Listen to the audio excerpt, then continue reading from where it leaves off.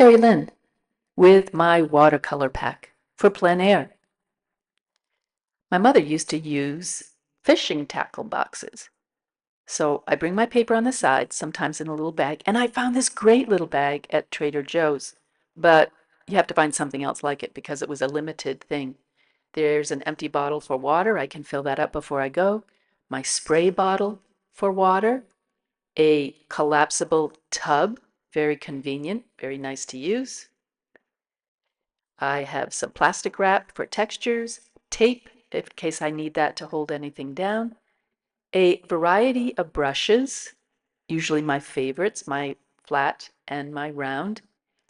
Here is my gouache kit, obviously brand new, haven't used it yet. And I love this little palette.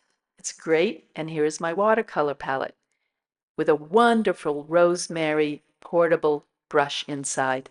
This is basically my favorite brush. I love it. Look at the point on that. Just great. Carefully put it back. Yep. You don't want to mess up the hairs. You can find my simplified color palette in another place.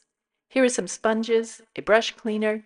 I have some other items like pens and things inside there, and it all fits very neatly right in this bag.